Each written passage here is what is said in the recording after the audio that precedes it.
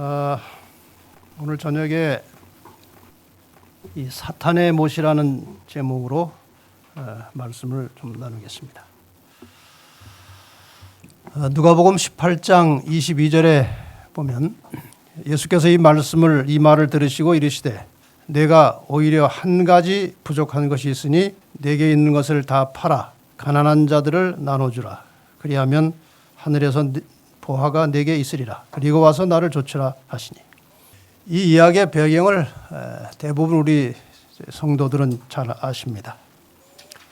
한 부자 청년이 와서 예수님께 영생의 도리를 묻고 이런저런 대화를 나누다가 그가 꽤 훌륭한 청년이지만 예수님께서 내가 한 가지 부족한 것이 있는데 너 재산이 많이 있지? 이거 좀 팔아서 나눠주고 나를 좇으라 이렇게 했습니다.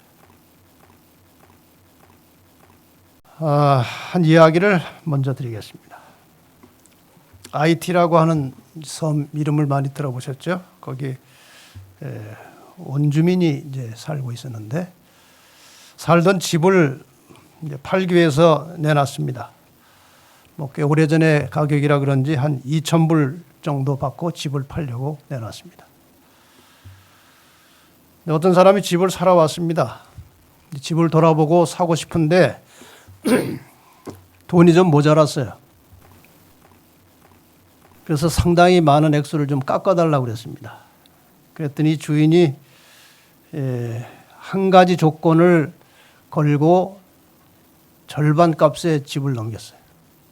그 조건은 무엇인가 하면은 현관문 안쪽에 집 안쪽에 위에 못이 하나 박혀 있었는데 그 못만 내가 넘기지 않고 내 소유로 해놓고 집은 다 1,000불에 가져가라고 그랬어요.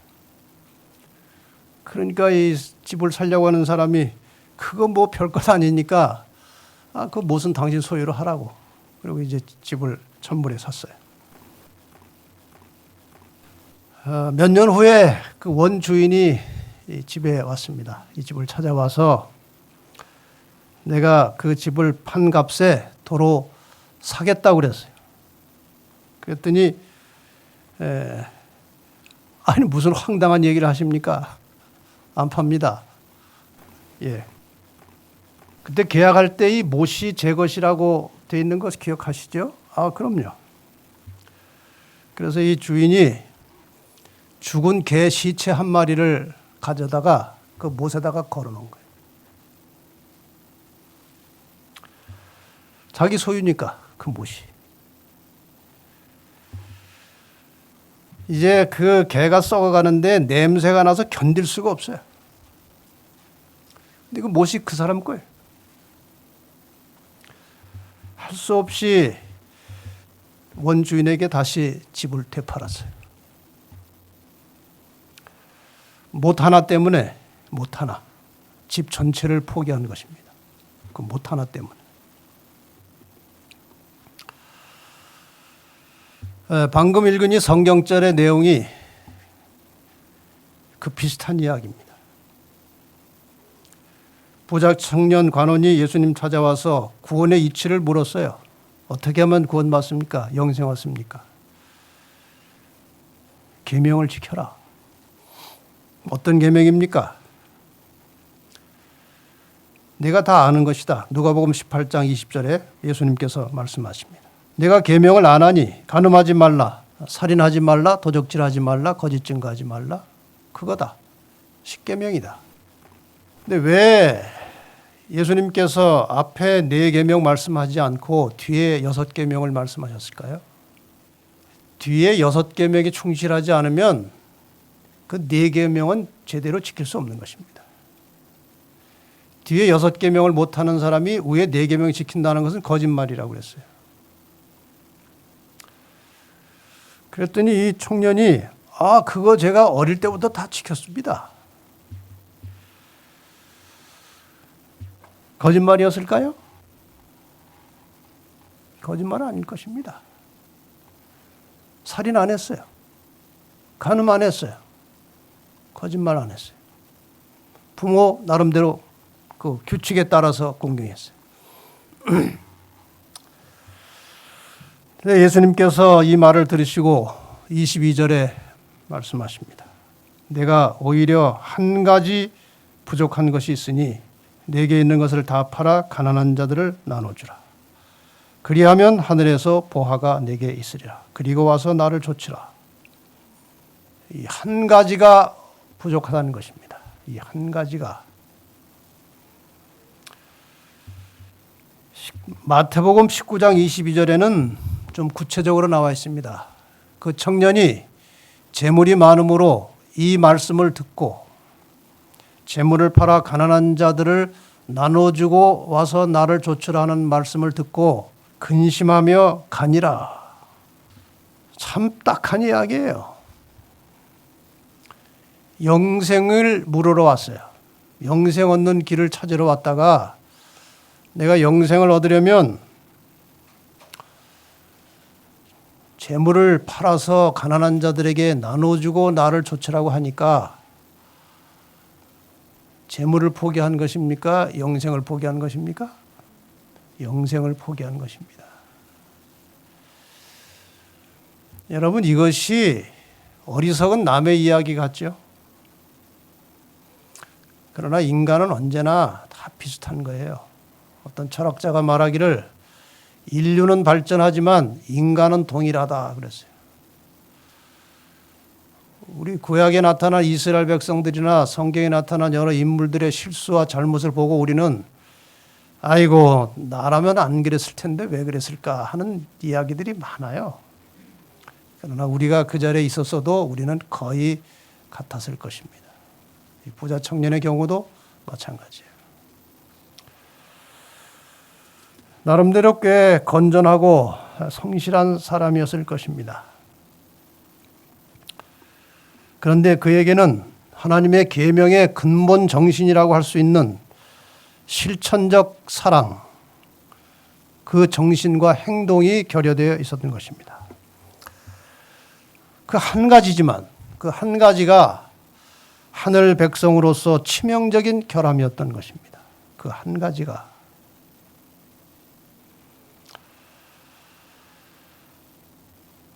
차라리 구원을 포기하면 했지 애써 모은 재산을 그렇게 남을 위해서 쓸 수 없었어요.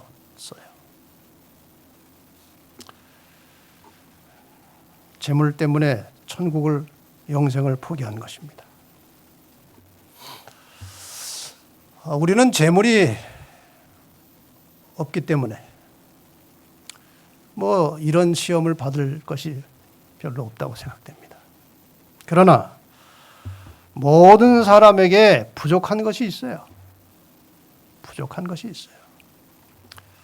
사람은 다 장점과 단점을 가지고 있습니다. 사람은 부드럽고 참 좋은데 맺고 끊는 것이 없고 약속을 잘 안 지키고 책임감이 없는 사람이 있어요. 사람은 참 유하고 좋아요. 근데 이게 부족한 거예요. 또 어떤 사람은 책임감도 있고 매사에 철저한데 너무나 이기적이고 자기가 철저한 반면에 다른 사람 비난을 잘하고 정죄를 잘하고 까다로운 사람이 있어요. 사람이 참 상냥하고 친절하고 좋은데 비밀을 간직하지 못해. 그래가지고 무슨 말을 들으면 그냥 자꾸 여기저기 퍼뜨리는 거예요. 이런 사람도 있어요. 또 반대인 사람도 물론 있습니다. 어떤 사람은 자존심이 너무 강해가지고 누가 말 한마디만 하면 아주 쉽게 상처를 받는 아주 치명적인 약점을 가진 사람이 있어요. 상처를 잘 받아요. 상처를. 자존심이 강해가지고. 어떤 사람은 돈을 너무 사랑하기 때문에 하나님과의 관계에서나 사람과의 관계에서 아주 인색하고 늘 그것 때문에 불편한 관계로 사는 사람들도 있어요. 오늘 이 저녁에 여러분과 저는 나에게 한 가지 부족한 것이 무엇인지 한번 깊이 생각해 보면 좋겠습니다. 나에게 한 가지 부족한 것이 무엇인가? 영생으로 들어가는 길을 가로막고 있는 나의 장애물이 무엇인가? 내가 영적으로 성장하는 일에 치명적으로 문제가 되고 있는 나의 생활 습관이 무엇인가? 이런 것들이 아주 보편적이고 일상적인 것일 수도 있고, 때로는 타고난 성격에 의한 것일 수도 있고, 때로는 살면서 만들어진 습관일 수도 있습니다. 다 누구나 사람은 이 부족한 것들이 있어요. 저도 이번에 이 교회 일을 경험하면서 이전 어느 때보다도 저의 부족을 뼈저리게 깨닫고 느끼게 되었습니다. 미처 생각지 못한 것들이 생각이 많이 났어요. 내가 이것이 부족하구나. 그런데 몰랐었구나. 그런 것들이에요. 몇 가지 좀 구체적인 사례를 들어보십시다. 아까 잠깐 언급했던 자존심이라는 게 있어요. 사람마다 자존심. 정도의 차이는 있지만 사람마다 다 이 자존심이 있어요. 제가 전도사 시절에 제가 이천의 어느 조그만 교회에 전도회를 갔습니다. 전도회를 갔는데 전도회 다 마치고 이제 단체 사진을 찍자고 그래서 이제 이렇게 앞줄에 앉고 또 서고 해서 이제 단체 사진을 찍는데 거기 이제 장로님 아이 하나가 한 4-5살 먹은 애가 하나 있었어요. 근데 그 애가 막 왔다 갔다 하는 거예요. 그 사진 찍는 앞에서.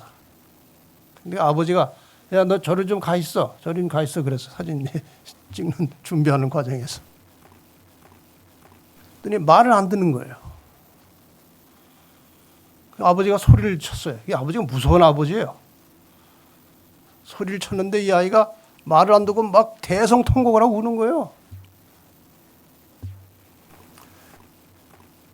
그래서 어쨌든 뭐 수습을 하고 사진을 찍었는데 이 아이가 평소에 아버지 말에 꼼짝없이 잘 듣던 아이예요. 근데 말을 안 듣는 거예요. 그래서 끝난 다음에 아버지가 물었대요. 너 왜 거기서 말을 안 들었느냐? 아버지가 여러 사람 앞에서 자기를 망신줬다는 거예요. 자존심이 상한 거예요. 자존심이. 조그만 아이가 말이 자존심이 상한 거예요. 여러 사람 앞에서 창피를 주니까. 모든 사람은 다 그것이 있어요. 이것이 그저 단순하게 우리가 단어로 쓰는 자존심이지만요. 이 단어를 깊이 들어가 보면요. 이게 사탄의 정신이거든요. 사탄이 스스로 높아지고자 한 거예요. 스스로. 자존이라는 것은 스스로 높아지려고 하는 거예요. 누구나 다 이것이 있다는 겁니다. 그래서 사도 바울이 날마다 죽는다고 그랬어요. 자존심을 죽이는 거예요. 자존심을. 자아가 죽는 거예요. 자아가. 이것이 안 죽으면 어떤 일들이 벌어집니까? 시기심이 생기고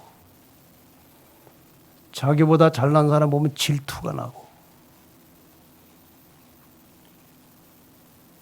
분노가 생기고 실망감, 좌절, 오해, 다른 사람 무시하는 이런 것들이 다 이 자존심 때문에 나오는 거예요. 이것이 강하면 그것이 그 사람의 영적 성장을 가로막고 천국 가는 길을 가로막는 한 가지 부족한 것이 그것이.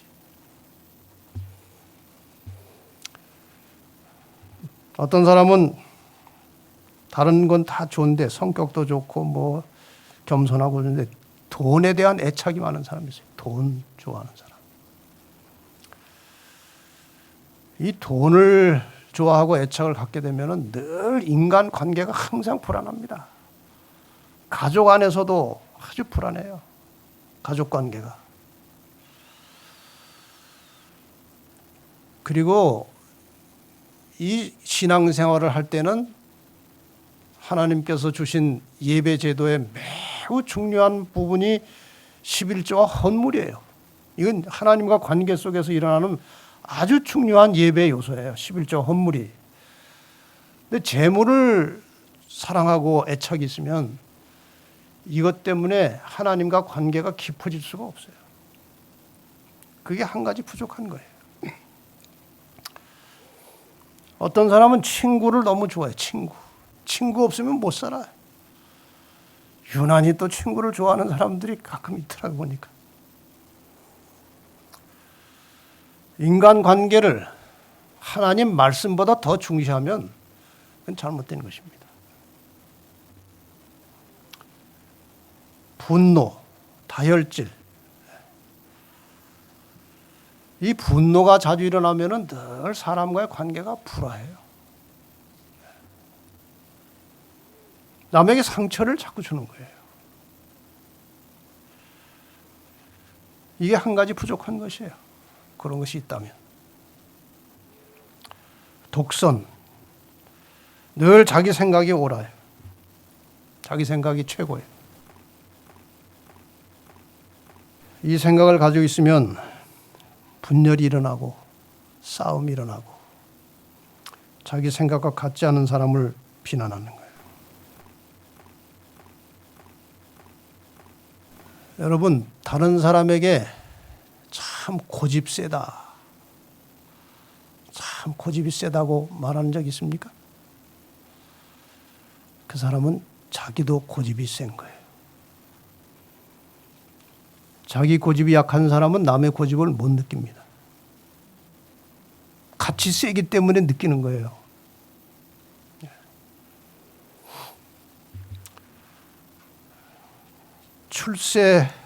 출세지향적 인생이 많습니다.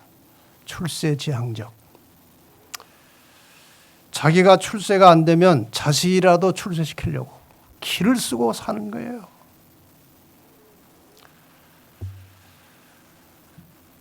이런 여러 가지 인간적 습관이나 성향이나 이런 죄된 요소에 집착하여 여기에 몰두하고 살면 정말 영적으로 성장이 안 되는 것이 아니겠습니까? 영적으로 자랄 수가 없어요. 치명적 장애물이거든요. 자, 이제 구체적으로 내 생활 속에 박혀 있는 사탄의 못이 무엇인지 한번 각자, 저는 저대로, 여러분은 여러분대로. 내 생활 속에, 생각 속에 박혀 있는 사탄의 못이 무엇인가?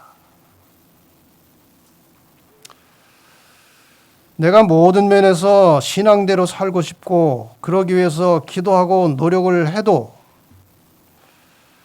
쉽게 끊어버리지 못하고 쉽게 고쳐지지 않고 혹은 고치려고 하지도 않고 속히 결단을 내려서 정리하지 못하는 약점, 그런 것이 한두 가지 있다면 그것이 바로 사탄의 못입니다. 내가 알고는 있어요. 이거 이러면 안 되는데, 고쳐야 되는데, 알고 있으면서도 잘 못 고치거나 안 고쳐지는 것. 그것 때문에 내가 영적으로 늘 피해를 보고 손해를 보는 것. 영생으로 가는 길을 막고 있는 것. 이런 것이 있다면 그것이 사탄의 못이 되어서 결국에는 나의 인생, 나의 삶 전체가 사탄의 소유로 넘어가는 일이 자주 발생하는 것입니다. 사탄은 우리 각자 개인이 가지고 있는 개인적 약점을 사탄이 잘 알고 있습니다. 사탄은요,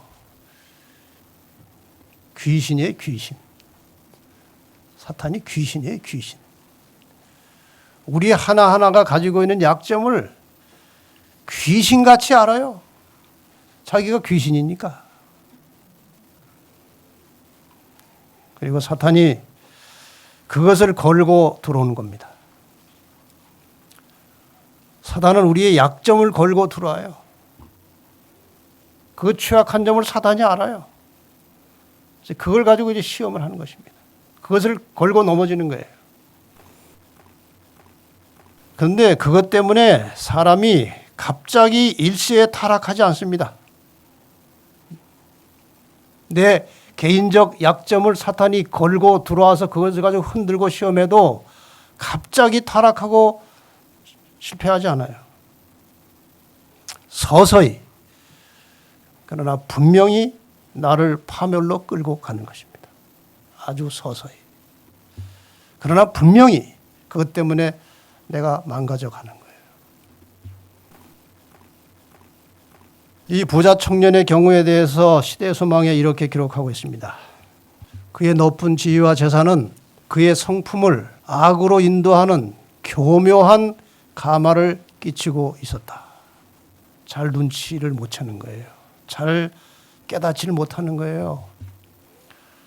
그게 뭐 그렇게 나쁜 것이 아니니까, 평범한 것이니까. 그런데 그의 성품을 악으로 인도하는 교묘한 가마를 끼치고 있다는 거예요. 눈치 안 채게, 못 채게, 아주 서서히. 그것을 계속 간직한다면 그것들은 하나님 대신 그의 사랑을 차지할 것이다. 그 이유는 이 세상 사물을 귀중히 여기면 그것들이 아무리 불확실하고 무가치할지라도 마음을 모두 빼앗고 말 것이기 때문이다. 우리가 볼 때는 사소한 거예요. 그렇게 뭐 치명적이고 중요한 것이 아닌 것 같아요. 그런데 이 좋지 않은 내가 품고 있는, 가지고 있는 사탄의 못 하나가 아주 교묘한 가마를 끼치면서 나를 서서히, 그러나 확실하게 나를 파멸로 끌고 가고 있다는 것입니다. 여러분, 저나 여러분이 가지고 있는 이 못이 무엇인지 반드시 찾아서 못을 빼버리시기를 바랍니다. 이 못을 빼야 하는 거예요. 뭐 이 이야기는 꽤 많이 알려진 이야기입니다만은, 오리떼가 이제 남쪽으로 떼를 지어서 이동하고 있었어요. 가을 밤에 가다가 이제 일제히 내려서 좀 먹고 가자. 그래서 이제 콩을 잔뜩 추수해 놓은 데 가가지고 콩을 주워 먹기 시작했어요. 근데 이제 떠날 시간이었습니다.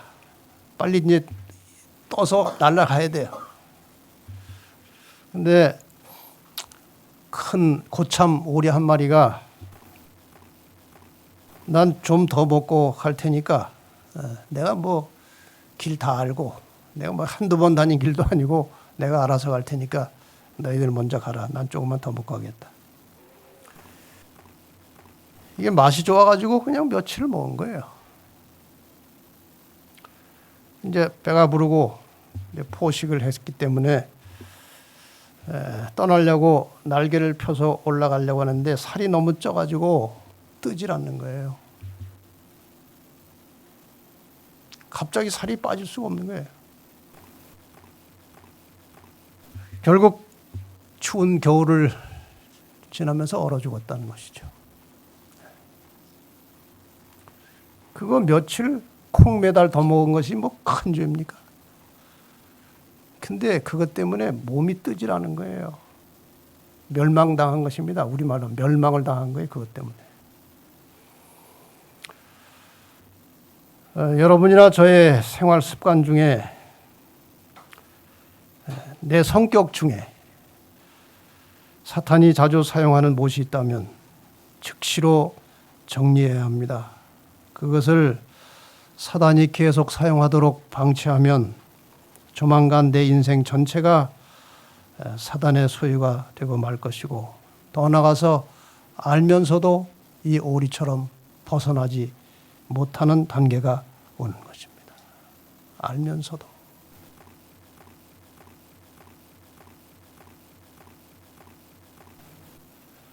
우리가 그 말을 참 자주 합니다. 마음은 원이로되 육신이 약하여. 빨리 결단하지 않고 빨리 정리하지 않으면 나중에 그 덫에 걸려서 그 못에 걸려서 마음은 원인데 몸이 말을 안 듣는 거예요. 제가 그전에 그 예화를 한두 번 드렸습니다마는 또 새로운 분들이 계시니까 한 번 더 얘기하죠. 이 예화는 한 번 하면 사람들이 잘 잊어버리잖아요. 성경절은 다 잊어버리는데 예화는 잊어버리지 않아가지고 두 번 쓰기가 세 번 쓰기가 참 어려워요. 제가 고등학교 때 그 평행봉을 좀 했어요. 평행봉. 그 당시에 그 평행봉 잘하는 학생들이 거의 없었습니다. 평행봉을 뭐 올라갔다 내려갔다 섰다 뭐 돌았다 이런 거 이제 좀 했어요 제가. 점심 시간이 되면 제가 이제 평행봉에 올라가서 이렇게 평행봉을 하면은 학생들이 쭉 둘러서 이렇게 구경도 하고 그랬어요.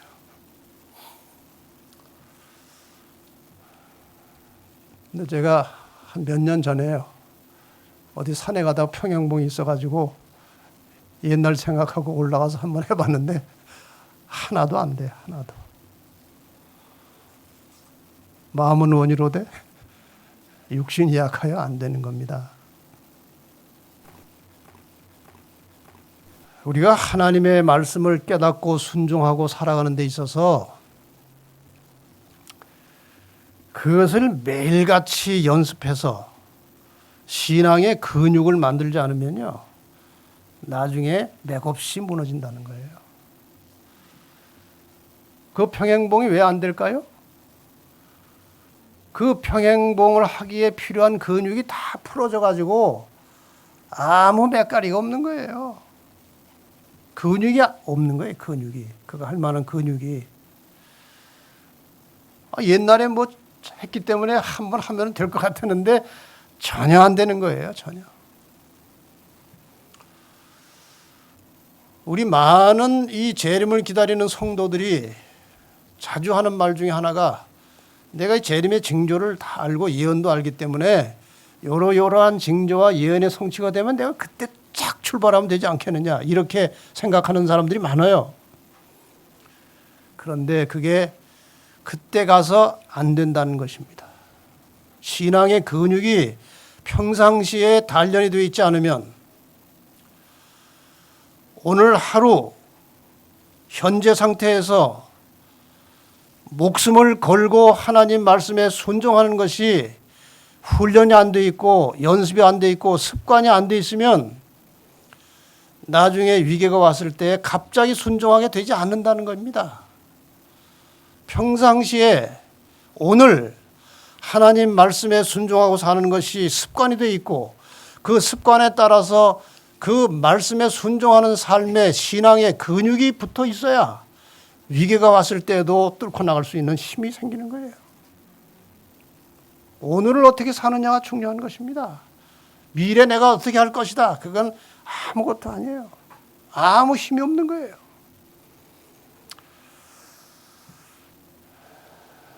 기독교는 결단의 종교입니다. 결단하면서 살아가는 종교가 기독교예요. 개인의 영적인 위기나 교회에 세속화는 언제나 타협으로 시작됩니다. 타협으로. 적당하게 타협함으로 시작되는 거예요. 대체로 네 가지 경우입니다. 타협하는 경우가. 물론 더 생각할 수도 있겠지만, 죄된 생각이나 습성, 이 내 속에 계속 반복되고 있는데 신속하게 처리하지 않는 거예요.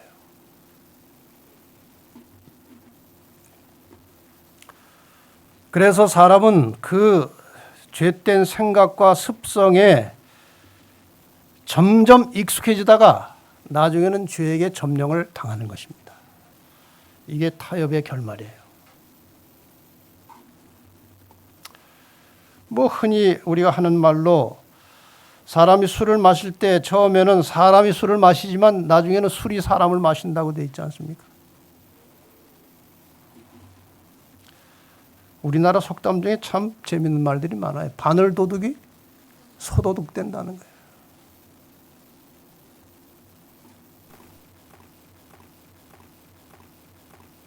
담배에 중독이 되면 담배가 몸에 치명적인 해를 준다는 사실을 알면서도 담배를 피우는 것입니다. 끊지 못하는 거예요.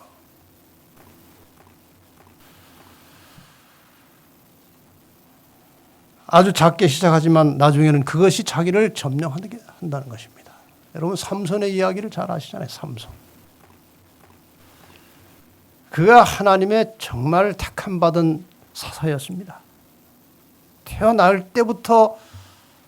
전부터 택함받은 사사였어요. 그런데 그가 한 여자와 조금씩 타협하기 시작했어요. 조금씩. 처음에는 잘 안 가르쳐 줬어요. 비밀이니까. 자기의 힘의 원천이. 근데 조금씩 타협하다가 결국은 다 털어내는 거예요. 그게 타협이죠. 아주 비참한 결말을 맞이했습니다. 이 조그만 타협으로 시작된 것이 엄청난 패망을 가져온 것입니다. 이스라엘의 왕 중에서 가장 악한 왕 하나를 꼽으라 하면 아합이에요. 아합. 그 아합의 배도와 타락은 누구의 말을 들으면서 시작됐습니까? 이세벨의 말을 들으면서 시작된 거예요. 처음에는 이스라엘의 왕으로서 뭘 지켜야 할 것이 있기 때문에 지켜보려고 애를 썼을 것입니다. 그런데 계속 조금씩 타협하다가 북방 이스라엘의 최악의 왕이 된 것입니다. 나라를 다 망쳐놓은 거예요. 이것이 죄된 생각이나 습성들을 신속히 처리하지 않고 타협할 때 생기는 결과예요. 우리의 생활 속에서 그런 것들이 있으면 칼같이 끊어버리는 것이. 그것이 그리스도인이에요. 그런 결단이 필요한 것입니다. 결단. 두 번째, 죄를 합리화하는 것입니다. 합리화.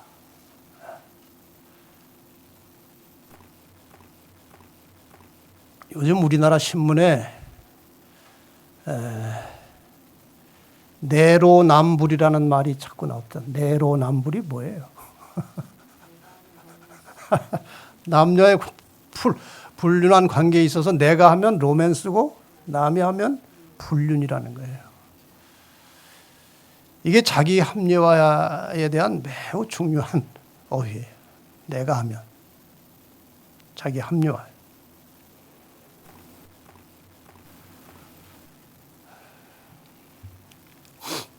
이게 죄인의 습성입니다. 자기 죄를 합리화시키는 것은요, 이건 정말 너무나 오래된 죄인의 습성이에요. 아담부터 시작됐거든요. 아담부터. 이 인간이 범죄함으로 하나님과 분리되는 순간에 이 유전자에 엄청난 변화가 온 것 같아요. 그렇지 않습니까? 그렇게 온전한 하나님의 형상을 닮은 인간으로 창조가 되었습니다. 그런데 범법, 하나님의 법을 어기고 그 생명의 근원이신 하나님과 분리되는 순간에 이 체내에 엄청난 변형이 온 것 같아요. 그리고 범죄하자마자 제일 먼저 나온 게 자기 죄를 합리화한 거예요. 죄를 핑계댄 거예요.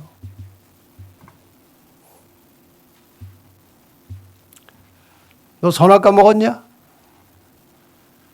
아, 먹었습니다. 정말 죽을 죄를 지었습니다. 하지 않고 하나님이 내 배필로 만들어주신 하와가 주어서 먹었습니다. 그러니까 인간의 이 신체적 변형이 왔을 때, 이 심리적 유전자의 변형이 왔을 때 가장 빨리 작동된 것이 죄를 합리화하는 거예요. 그래서 오늘도 우리가 그런 합리화를 자주 합니다. 저도 마찬가지예요. 뭘 잘못해놓고 다 보면은 뭐 말할 거리가 있는 거예요. 이건 이래서 그렇고 저건 저래서 그렇고. 전 하여간 제가 종종하지만 말씀드리지만 나이가 조금 들면서 뼈저리게 느껴지는 것은 모든 인간은 속절없는 죄인이라는 거예요. 속절없는 죄인이에요.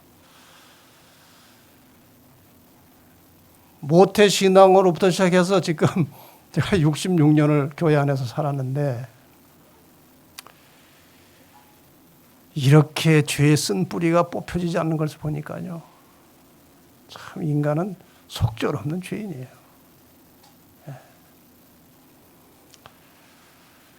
어떻게 우리가 구원받느냐? 이 죄인이 그리스도와 붙어 있을 때 구원받는 거예요. 그리스도와 붙어 있을 때 구원받는 거예요. 그리스도와 떨어지는 순간에 속절없는 죄인이 되는 것입니다.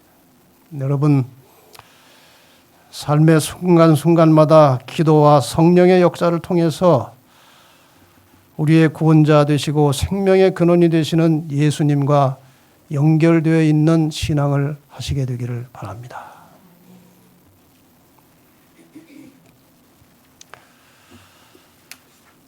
세 번째 타협은 이것입니다. 사람과의 관계를 하나님과의 관계보다 더 중시할 때 많은 타협이 일어나는 거예요. 타협. 친구를 오래간만에 만났어요. 아주 오래된 친구가 만나는데 그 친구가 다음에 다시 만날 이제 시간을 약속을 하는데 금요일 저녁 7시 반에 만나자는 거예요. 그게 우리는 무슨 시간입니까? 예배 드리는 시간이에요.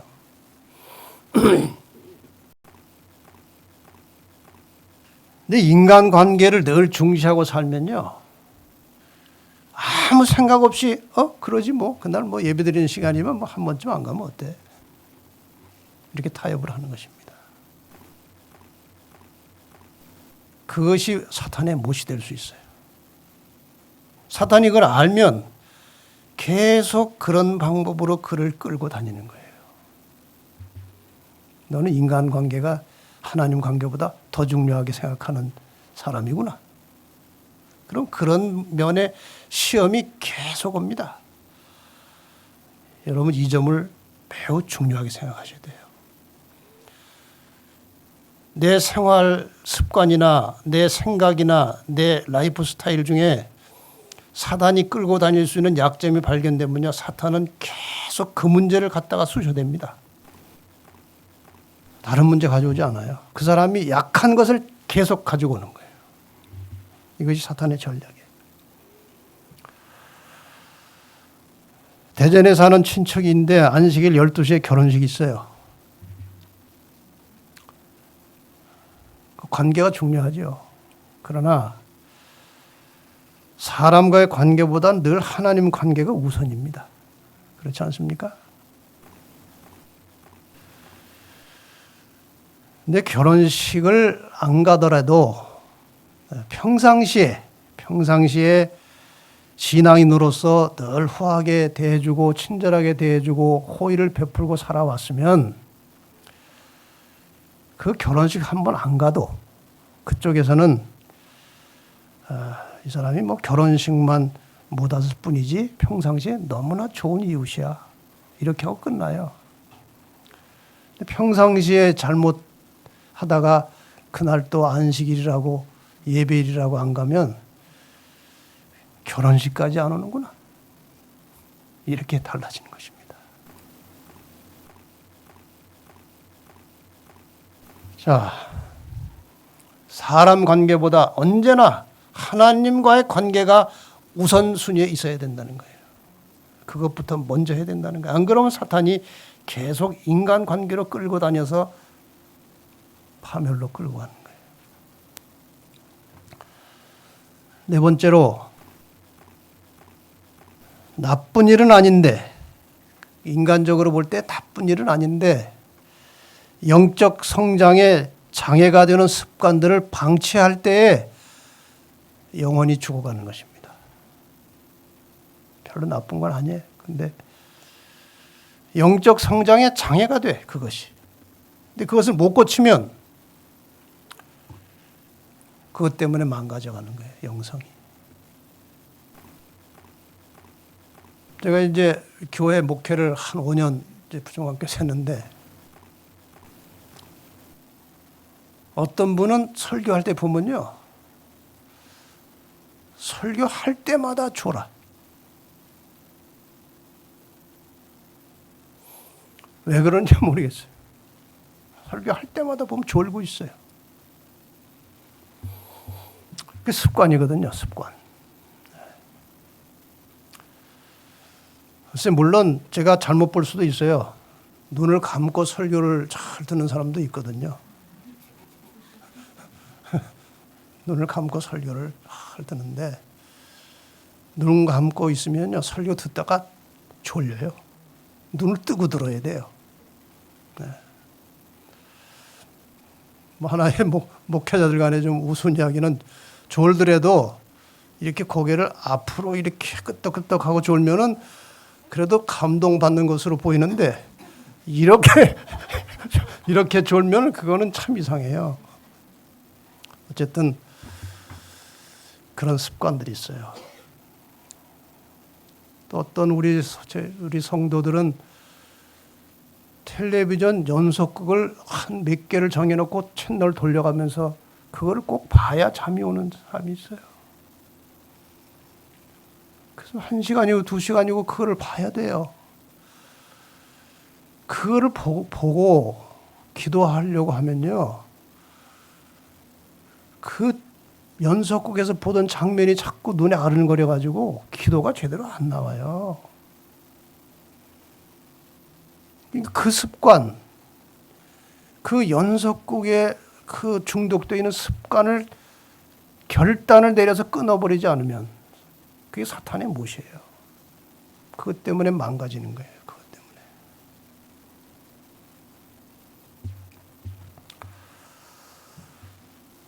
어떤 사람은 헬스 하는데 대단히 열심히 있는 사람이 있어요. 요즘 점점 그런 사람이 늘어나요. 헬스 가서 막 2시간씩 하고 말이야, 뭐 또 걷고 해가지고 과도하게 그 건강 관리를 하는 사람들이 요즘 많아요. 그런데 그 성경 보고 기도하고 묵상하고 영성을 관리하는 데는 그렇게 시간을 안 쓰잖아요. 내가 그전에 한 청년들, 서종환 앞에 청년 책임 맡고 있을 때 청년들에게 이런 이야기를 한번 했어요. 그 청년들이 모였는데 여청년들이 화장을 많이 했다고 합니까? 진하게 했다고 그럽니까? 어쨌든 얼굴이 말이에요, 그렇게 보여요. 그래서 내가 직접 뭐라고 그럴 수는 없고 여러분, 화장하는데 시간이 얼마나 걸립니까? 뭐 30분 걸린다는 사람도 있고 20분 걸린다는 사람도 있어요. 그래서 우리가 영적인 신앙인들인데 적어도 기도하는 시간이 화장하는 시간보다는 좀 길었으면 좋겠습니다. 어쨌든 우리는 영적인 사물을 생각하고 자기의 영성을 관리하는 일에는 아주 시간이 야박해. 얼마 안 돼. 그 외 다른 일에는 얼마나 많은 시간을 써요. 제가 지난 설교 시간에 잠깐 말씀드렸지만, 뭐 이것저것 그냥 뭐 일도 많고 또 때로는 시간도 넉넉하고 뭐 그런데 기도하려고 무릎만 꿇으면 일들이 생각나는 거예요. 바쁜 일들이. 기도가 깊이 안 들어가는 거예요. 머리가 복잡해가지고. 습관이 안 돼서 그런 거 아닐까요? 그래서 우리가 이 나쁜 일은 아니지만 영적 성장에 장애가 되는 습관들을 방치하면 그게 이제 넘어지는 것입니다. 그런 것들을 과감하게 끊어낼 수 있는 그런 결단, 기독교는 결단의 종교입니다. 요한복음 8장 29절 말씀 보겠습니다. 나를 보내신 이가 나와 함께 하시도다. 내가 항상 그의 기뻐하시는 일을 행함으로 나를 혼자 두지 아니하셨느니라. 예수님이 항상 우리 곁에 함께 있도록 하는 매우 중요한 방법은 그분이 기뻐하시는 일을 하는 것입니다. 그분이 기뻐하시는 일을 행할 때에 나를 혼자 두지 아니하시고 옆에 같이 계시겠다고 말씀하셨어요.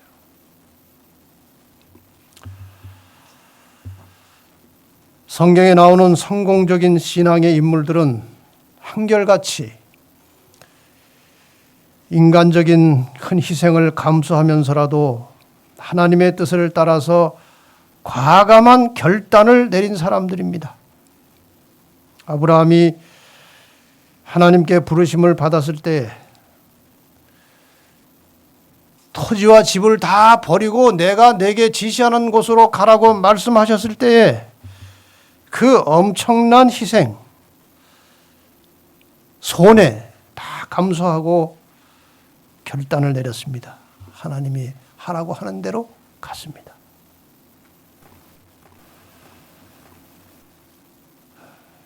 다니엘이 바벨론 왕궁에서 정말 난처한 입장에 처했지만 타협하지 않고 뜻을 정해서 하나님의 법도대로 살겠다고 뜻을 정해서 실천했을 때 그 왕궁에서 가장 높임을 받는 신하가 되었습니다. 아브라함은 그렇게 모든 손해와 손실을 감수하고 하나님 말씀을 따랐을 때에 예수님의 조상이 되었습니다.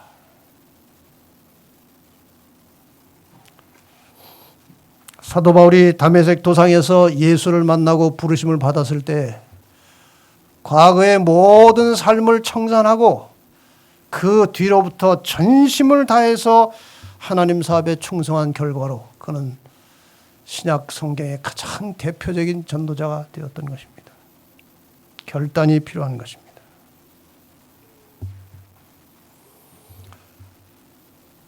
여호수아 24장 25절에 여호수아가 백성들을 향해서 외칩니다. 만일 여호와를 섬기는 것이 너에게 좋지 않게 보이거든 너희 열조가 강 저편에서 섬기던 신이든지 혹 너희의 거하는 땅 아무리 사람의 신이든지 너희 섬길 자를 오늘날 택하라. 결단하라는 것이에요. 오늘 결단하라는 거예요. 나와 내 집은 여호와를 섬기겠다. 이런 여호수아의 결단, 우리도 그 결단을 내리시기를 바랍니다. 엘리야도 열왕기상 18장 21절에 바알신을 섬기는 수많은 사람들 앞에서 제사장들 앞에서 외쳤습니다. 모든 백성에 가까이 나가 이르되 너희가 어느 때까지 두 사이에서 머뭇머뭇하려느냐. 여호와가 만일 하나님이면 그를 좇고 바알이 만일 하나님이면 그를 좇을지니라. 두 사이에 있지 말라는 거예요. 차든지 뜨겁든지 하라는 거예요. 두 사이에 있지 말라는 거예요. 우리가 기왕에 하나님 믿고 예수를 믿으려면 전적으로 하나님 편에 서시게 되기를 바랍니다. 타협하지 않고 전적으로 하나님 편에 굳건하게 서서 어떤 인간적 손실과 손해를 감수하더라도 하나님의 뜻을 따라 살아가는 신실한 종들이 되시기를 바랍니다. 우리는 이 성경절을 자주 보지만 실감하지 않고 봅니다. 마태복음 22장 37절로 40절 말씀. 예수께서 가라사대 내 마음을 다하고 그 다음에 뭐예요? 목숨을 다하고 뜻을 다하여 주 너희 하나님을 사랑하라. 그러니까 하나님을 사랑하고 그 말씀을 순종하며 하나님 편에 서서 결단을 내리고 자신의 모든 약점과 허물을 고침받고 하나님 뜻대로 살아가는 일에 목숨을 걸라는 거예요. 목숨 걸지 않아요. 그렇죠? 정말 너무나 약하게 우리가 하나님을 사랑하는 것입니다. 사람에 대한 사랑도 마찬가지야. 둘째는 그와 같으니, 이게 무슨 뜻입니까? 하나님 사랑하는 강도와 강조와 비중이 똑같다는 거예요. 둘째도 첫 번째 하나님 사랑에 대한 중요성과 똑같다는 거예요. 내 이웃을 내 몸과 같이 사랑하라. 자, 이제 말씀을 마치면서 다시 한번 우리 자신을 돌아보게 되시기를 바랍니다. 결단을 해야 합니다.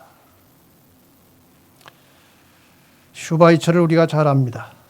그는 철학자였고 신학자였고 음악가였습니다. 그리고 의사였죠.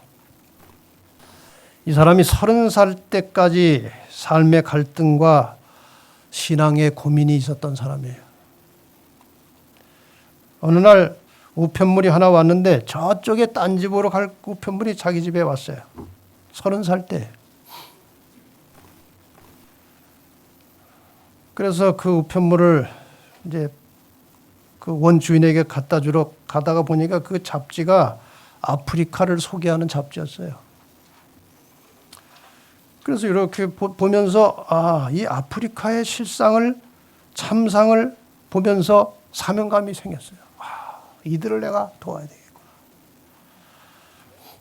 결단을 한 것입니다. 그 자리에서 결단을 한 거예요. 의학을 공부한 다음에 아프리카로 가기로 결단을 내리고 그는 후일에 온 세상이 존경하는 선교사가 된 것입니다. 그 한순간의 결단이 그를 그렇게 만들었어요. 여러분과 제가 앞으로 하나님 편에 굳게 서서 결코 흔들리지 않기로 결단하시기를 바랍니다. 나의 삶을 영적 성숙에 제대로 이끌어가지 못하고 장애가 되는 것들, 오늘 제목처럼 사탄의 못이 있다면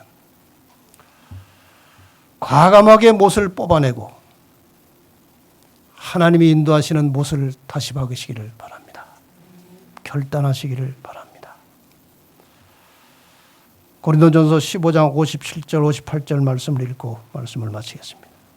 우리 주 예수 그리스도로 말미암아 우리에게 이김을 주신 하나님께 감사하노니 그러므로 내 사랑하는 형제들아 견고하며 흔들리지 말며 항상 주의 일에 더욱 힘쓰는 자들이 되라. 이는 너희 수고가 주 안에서 헛되지 않을 줄을 알미니라. 견고하며 흔들리지 말며 항상 주의 일에 더욱 힘쓰는 자들이 되라.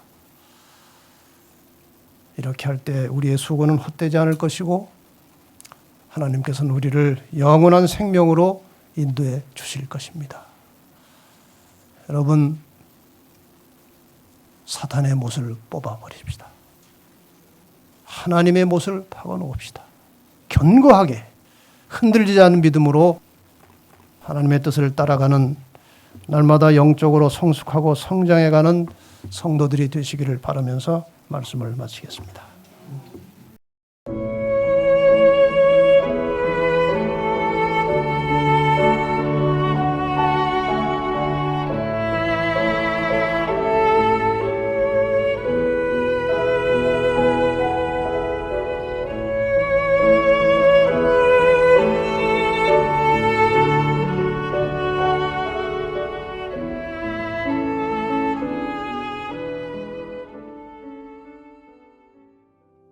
채널7은 진실하고 정직한 마음으로 성경의 진리를 찾고 있는 소수의 기독교인들을 위한 유튜브 방송입니다. 많이 청취하시고 주변의 기독교인들과 공유하여 주시면 감사하겠습니다.